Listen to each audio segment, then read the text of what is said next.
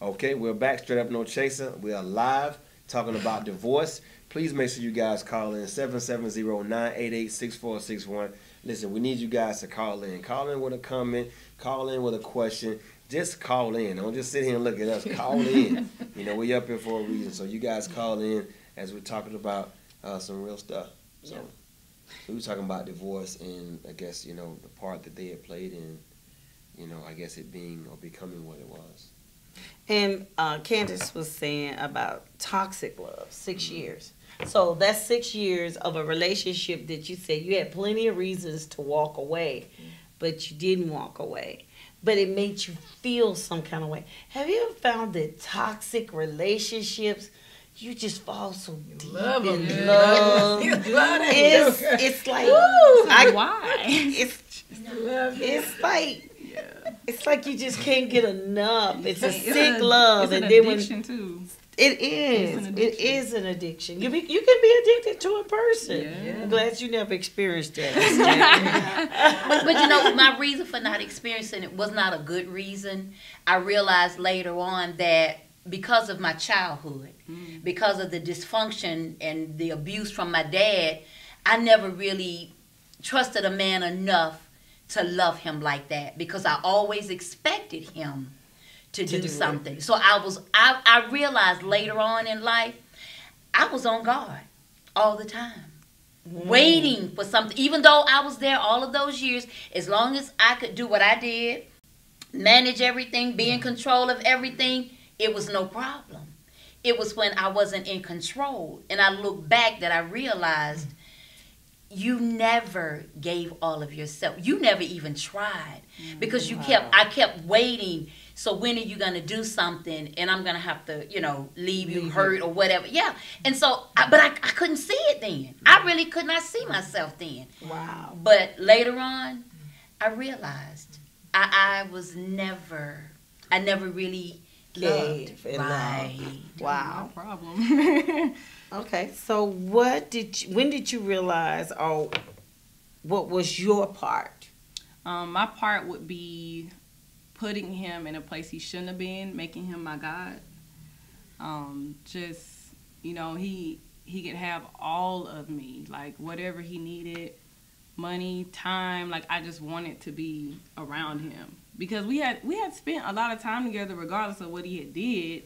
And I didn't know that he did it. So we spent a lot of time together and, you know, we were in love with each other. So I thought, but then when I found that out, I was like, so I was just in love with you? Like, what part of you did you give me? Because I gave him all of me. Wow. Yeah. From a male's perspective, Pastor, since you're sitting here, from a male's perspective, just tell us about divorce and how, you know, what is it that a man, what makes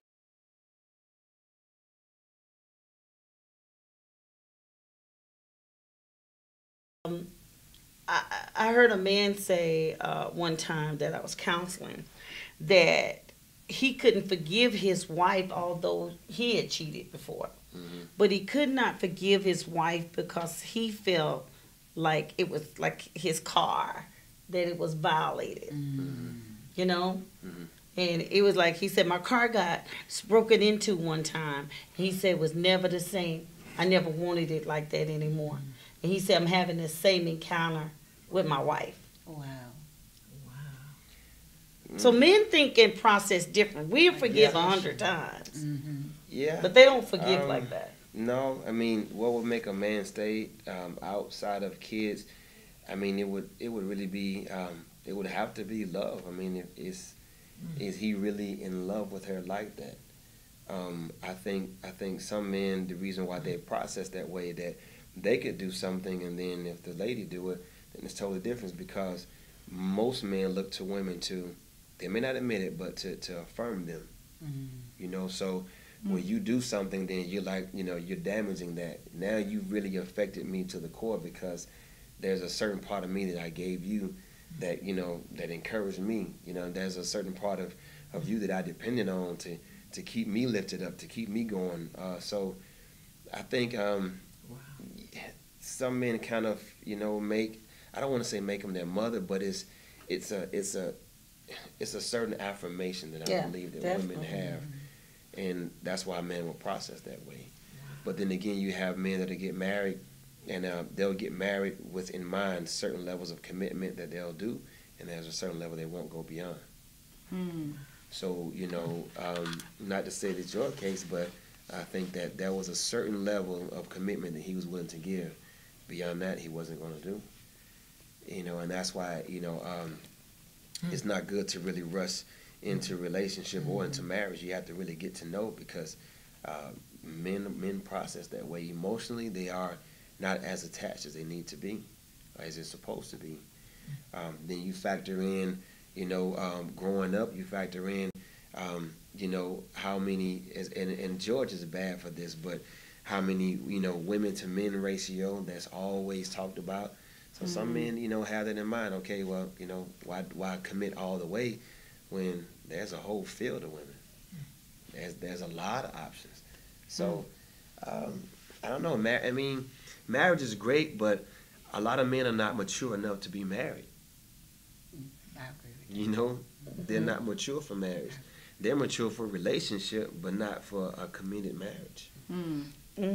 How do you know if he's committed how can a woman have a general idea? Women, if you're listening, please listen carefully to this. So how can you tell if a man is committed for marriage or committed far enough just for a relationship? By what extent he'll go. Meaning, some men that'll introduce you to their parents, that's not enough. Now, a man that'll make, you know, further plans as far as like credit and things of that nature, then that's different. Now you're digging into something more personal, something that could possibly have longevity. So there's certain things that they'll allow you to be exposed to, but it's just surface. It's temporary. You know, when a man really goes deep, then you know that, you know, that's marriage potential. You know what I'm saying? So some men will let you in partially, and some will just let you in all the way. But again, a man will know if he's ready for marriage or not. Men know that. Men know that.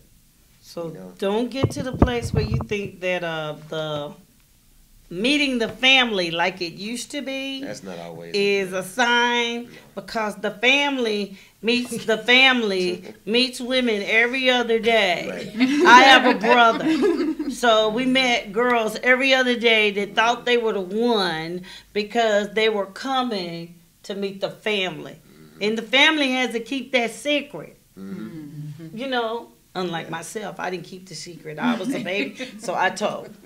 Even being introduced to your children, I mean, that's still not unnecessary. You know, oh, he loves me and he's for me. No, that's not the case. Again, that's just surface stuff. Wow. You're not getting anything that another woman wouldn't get. So you have to look at, what is he doing that I know for certain that most women would not have this type of access.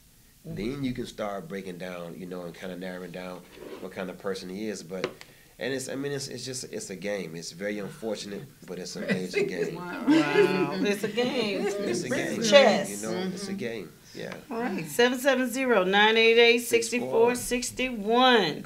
Call in. We'd like to hear you chime in on these comments. Yeah, some of you men who are guilty of this, call in.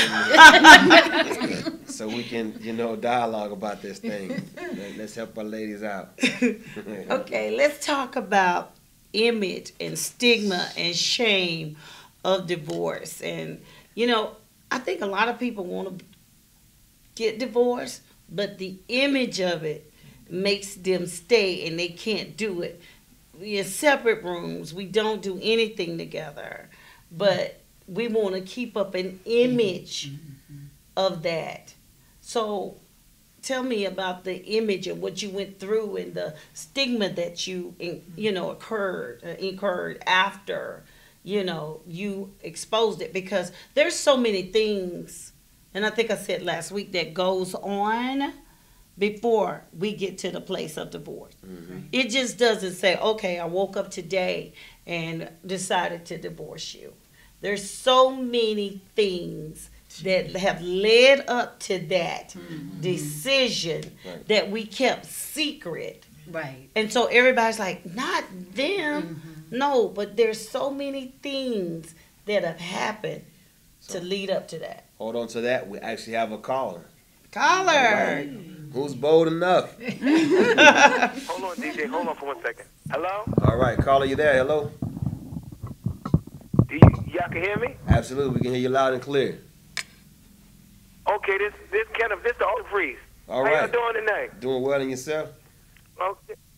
I'm doing good. I had plugged in, so I'm glad I'm on the right line. You're doing part 2 from divorce. Yes, My sir. question would be to those that are divorced. After you got divorced and you wasn't no longer with your person, did you look at them and ever ask God, was that the right choice? The right choice. Okay, after you were divorced, did you ever seek God and ask Him, was it the right choice to begin with? That was the first thing I did. Right. I don't think you have to seek God. I think you I know didn't all know, along. right. I didn't seek him, but I say, Turned up. you know, God, I messed up, didn't I? You know, that was the first thing, you know, because when stuff go wrong, you know. And, you know, because I kept saying, why would, number one, God is not going to say, marry somebody that's going to get on drugs, they're going to mess up your whole life. He's not going to do that. And so that was the first thing I said was, I clearly didn't hear you, because when we were married, I didn't get saved. I mean, I wasn't saved when we got married. I got saved after we were married. And so I was saved and he wasn't, but I was still trying to make the marriage work. Well, at that point, I was fighting a losing battle. But do you agree that you had flags anyway? Yes. I Did we did. all agree I that did. there I was did. flags and you knew we shouldn't have did that? But we wanted to prove everybody my wrong. dress. Yes. I don't think anybody went into a marriage that didn't have flags. They ignored them. Absolutely. Or just But- did what they wanted Or to do. just did what they wanted to do, or thought they could love them enough to change them. Yeah. Well, we thank you, caller. We Thank you, appreciate you. caller. Hoping that answered your question. Okay, thank you. Really Yeah, Good rest appreciate of you. your night. Yes, sir. You too. I truly believe that Yeah, you know, there's a lot of red flags, and you ignore it. And there's one thing you were saying prior to that caller coming in, and the thing about it is that by the time a woman is left, men will way behind. It's way, way too late by the time it's real to us. So, you know, you guys are going mentally, emotionally. Oh, yeah. So by the time you physically get ready to leave, only then is it a light bulb goes off in our head. But because men just, it's unfortunate, but they don't process that way. You know, Yeah. I think the biggest blow to a man and why they won't divorce is because regardless of how much they cheat, how much the woman has done, whatever they've done, it's failure. A man does not want to feel like he failed. So he'll stay into something Wow. and to keep the face of it because he doesn't want to accept defeat. And that's how it appears. It, you know, not to say it is a game, but it becomes that. So they won't do divorce because it would suggest that they failed. Did they fail because they were cheating, or did they fail because they didn't try? Or I know men that'll walk away. Mhm. So Yeah, I did. yeah, okay. So you walked away. I did. So that's different. But do men stay because I don't know? Do they stay because they don't want everybody to know that they failed the relationship? If they're the blame, do they stay? If they're the blame, but if they're not the blame, it's easier for them to walk away. Or if somebody else, why is it that when somebody else comes along, that's when they wake up? When another woman comes When along. another woman comes along, or to me, that's the time that a man wakes up. And I agree with you. By that time, because women don't fall in love and give themselves just for lust. It's not like she's having a relationship just to have a relationship. Men do that. By the time a real woman, gives herself,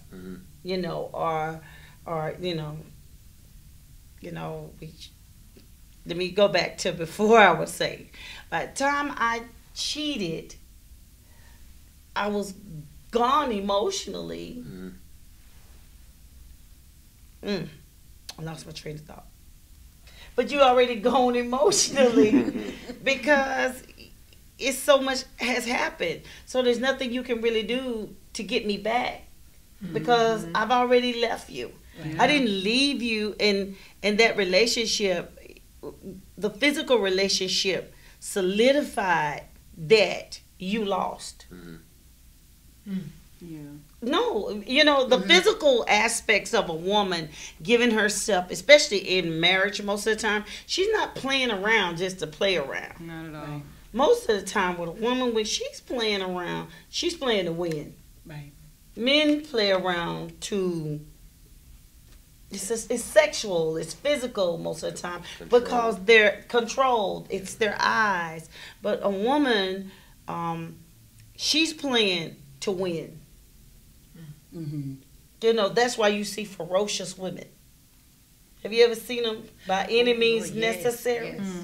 They don't care about you, and it's just by any means necessary.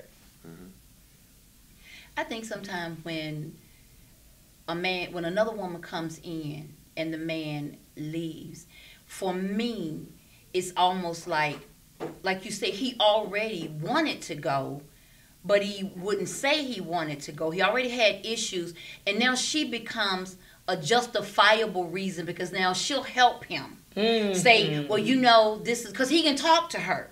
And she's going to help him and say everything he needs to hear. And then when he hears it, then he'll go back and, well, you don't cook, you don't wash, you don't do this, And it was never that. He never wanted to marry her in the beginning. And before he tells her, I just didn't want to marry you, you pressure me, you push me or whatever, then he starts to look for reasons. And this other woman comes in and she helps give him the reasons that he needs. Wow. That's good. That's good. I know we got off of something, but I know we were talking about the stigma of divorce. What was the shame? And I'm going to get back to that. Were you shamed? Or did the church, because everybody was in church, everybody was in church on this panel.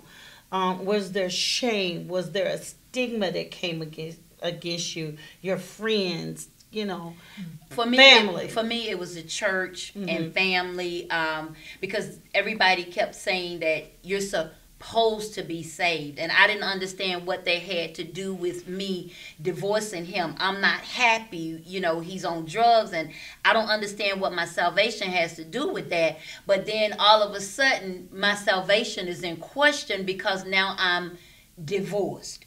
And then family is saying, you can't make it, and so now all of a sudden you can't make it. But I've been working throughout the marriage and I make good money, but no, it was always him. And then it got to the point to where he was up here and I was down here and I didn't understand what happened.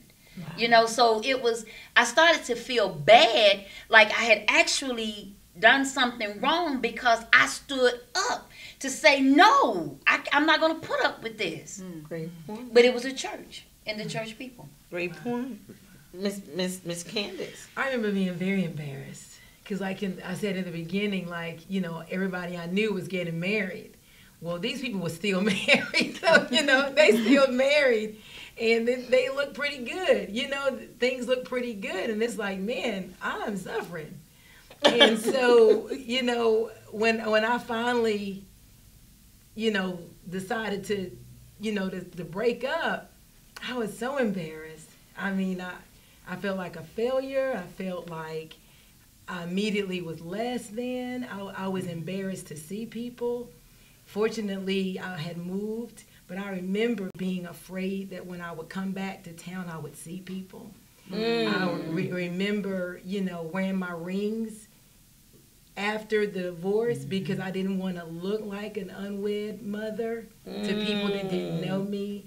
And then I remember every time someone would ask me, people that hadn't seen me in a long time from back home, I remember just feeling like, just naked, like, how's, because they had an image of my life, that it should have been a certain way. And I'm like, my life is nothing like that. And then financially, it was a choice. And because of my choices before that, I put myself in a place of poverty. So you're looking at your friends and they're living in bigger houses and they have bigger cars. And I remember taking my kids out of activities because I couldn't afford it. And so their kids, and even now you're like, man, your kid is excelling in this thing. I took my kids out years ago because I couldn't pay for it. Mm-hmm. So all of that, it was very I was very embarrassed. I felt like I had lost value as a person. Validation. So what about you, Miss Ebony? I felt more ashamed with my parents because I would stand up for him. You couldn't talk about him. Don't say nothing bad about him. I don't care what he did. So I felt more ashamed with my parents than I did the church. And then, the little voices in my head, because I had talked to you, I was like, oh, she think I'm stupid. Or just everybody, because those that did know that I was married, I'm like, they probably think I'm stupid.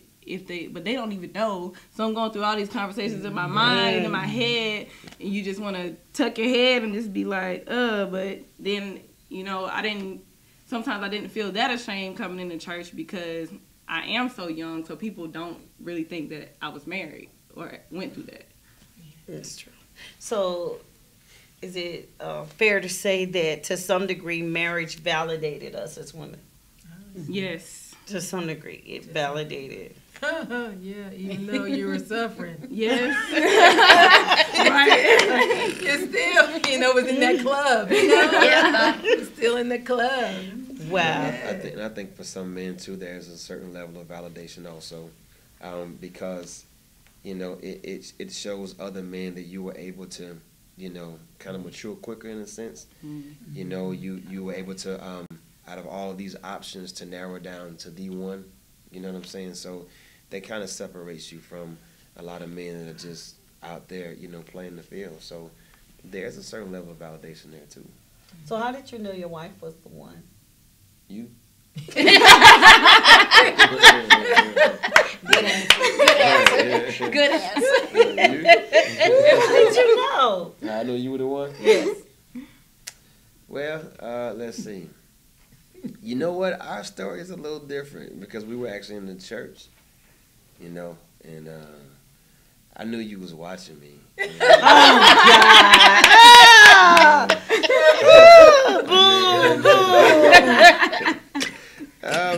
You know what? Oh, but to be honest with you, I mean it was God to be honestly, because after the whole divorce in my first marriage, I prayed to God specifically for the type of woman that I wanted.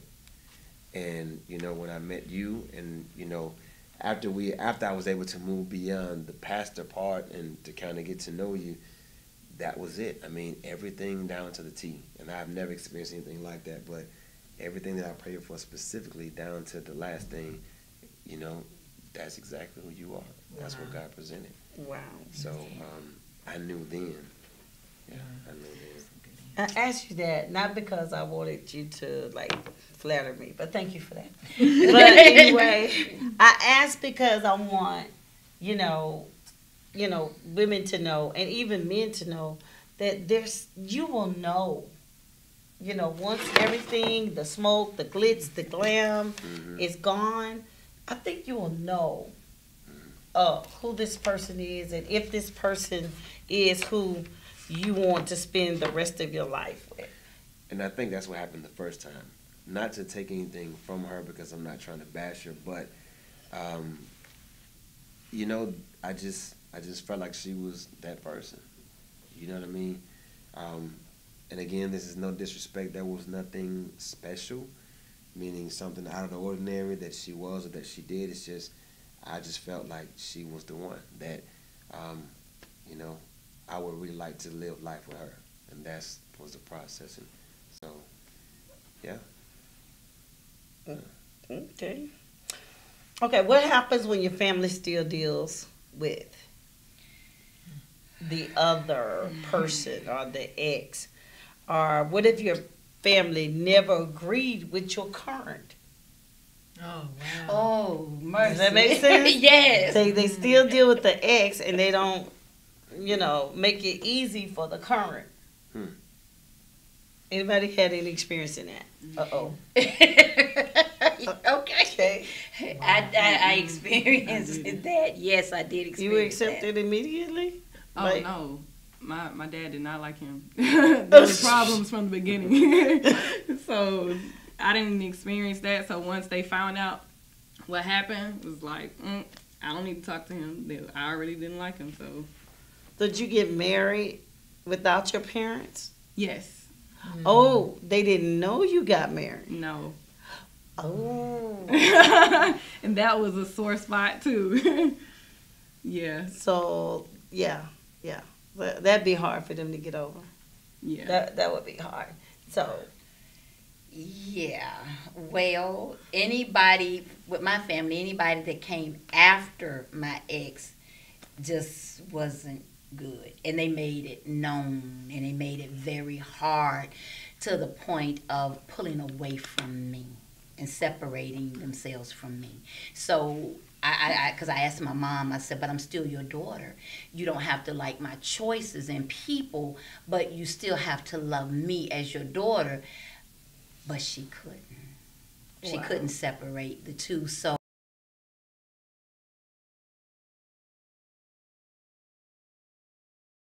I can see that. Nobody makes the cut after that guy. right. After But that like person, Tracy's nobody. No, I didn't experience that. My family, I don't know. They're loving.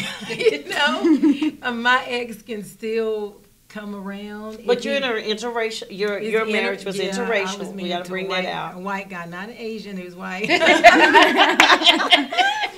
kids ain't Blasian, but if he, whenever he would come around, and even when things weren't great between us, I don't know, my situation, I can honestly say my mom and my stepfather were really saved.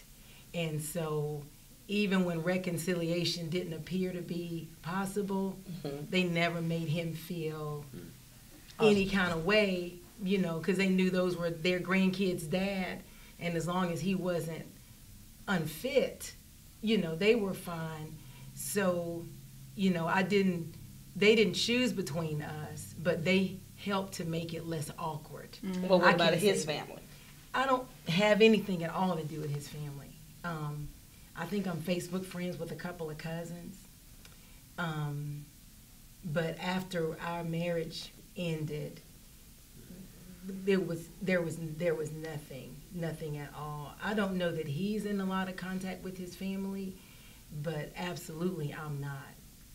No contact with you, the kids, nothing. No, not at all. So sometimes in divorce, you just don't divorce the person; they divorce the whole family. Mm-hmm. Wow. Yeah, that's true. That kind of happened to me. The whole family divorced, and then your family's still married to them. Right. Isn't that something? Mm-hmm. So that kind of makes it difficult because your family's still married, are still content, still in relationship, whereas that person's family can totally cut you off. Mm-hmm. No anything, no hellos, Mm-hmm. no anything. So that's really interesting. And let's talk about it as we get ready to close out. Just the dynamics of church and feeling not saved and how the church can make us feel, inadequate. And I just want to encourage every divorcee woman, and this is why we wanted to do the show, and man, that you are accepted by God. You are loved, and that it's possible, and you can be loved again if that's your choice. To be married again if that is your choice. And shame on the church for making people that are divorced not have a voice, because we'll put a divorced person immediately in a single category. Mm-hmm. But I found that a divorced person is not necessarily in a single category. Mm-hmm. Because they're no longer married. That's right. That's a category all by itself. Would y'all agree? I agree. Mm-hmm. And they feel left out because now you making me fit in to as though I never was. Right. Yeah, Especially when you got kids. Especially when you got kids. I mean, I feel, I don't know. I mean, I feel especially with children, everything is different. Everything's, you know, I don't call myself single. I don't call myself anything. I wouldn't say I'm single because I'm not. Yeah. Yeah. You're Not in this single. sense. I'm not one alone. You know what I mean? I'm not. Every life choice that's a consideration.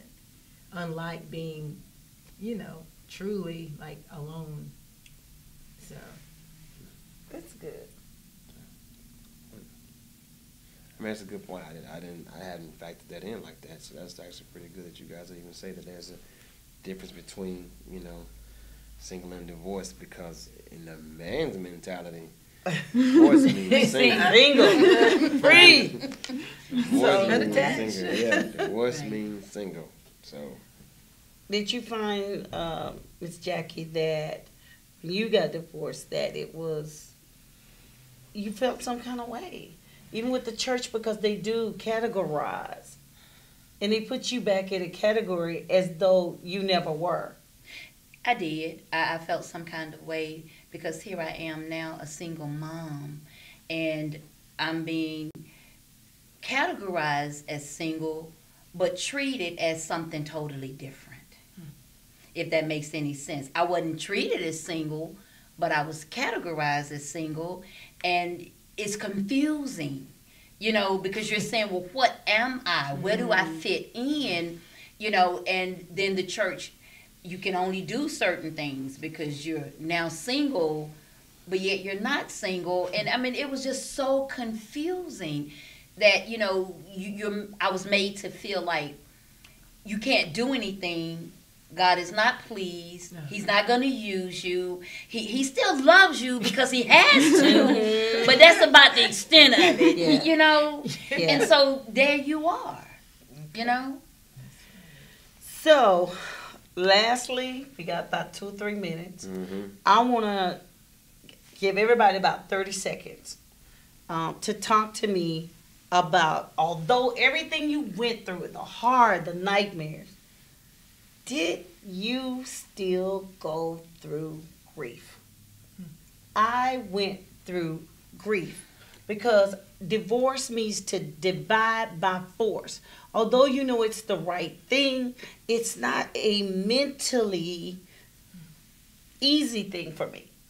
You know, even walking away and walking out, you crying, knowing that you're glad that it's over, but there's a part of you that dreams and plans and future plans and Christmases and children growing up together, coming to your house, growing old together, all of that went down the drain. So tell me about your 30-second grief process. Okay. For me, I think I grieved during the process of me coming to the reality of you're going to have to get a divorce. And that's when my grief, I grieved when I discovered he was on drugs. I grieved when he stole. I grieved when he took from my kids. I grieved then. So by the time I came to the decision of this is it, I didn't know how to feel. I think I was just like all cried out. That's good. I think I did grieve. I remember crying, going to the lawyer's office. But I think for me, the grief was prolonged. And I think it shows up at inopportune times. And I find I'm still, not that I want that, but just that life is so altered. And it's not what I wanted. And so to have to always make adjustments, sometimes, you know, I still feel like it's fresh because of that. Wow. That's good. That's good, both ladies. That's good. Yeah, I still feel like I'm going through the grieving. I'm out of the denial stage, but I do feel like I'm in like the anger stage. Like it's kind of up and down. Sometimes I feel bipolar. Like I feel crazy at times, and then sometimes I feel okay. Like I know this was the right thing, but I'm still mad because at times I feel like I wasted time. Wow. That's good. That's good. You know, that's so good. Bipolar, you know.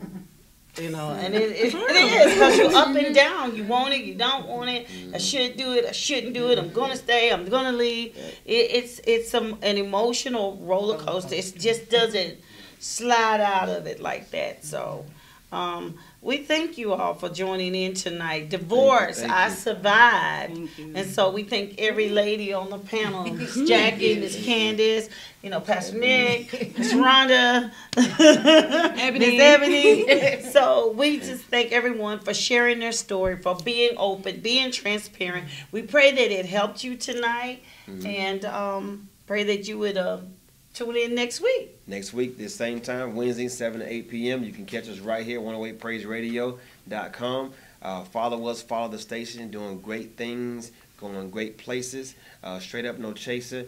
Again, you can catch us right here. If you cannot catch us here online, you can always come to the church personally. Restoring the Years, Global Ministries, 1000 Car Parkway North, Suite C, Marietta, Georgia, 30062. Friday night service, Sunday morning service. Guarantee you'll be blessed. You can also catch us here on live preaching the word on Sunday morning. So 8 a.m. 8 a.m. Amen. So we look forward to seeing you guys next week. Lord willing, say the same. Straight up, no chaser. I'm your host, Pastor Nick.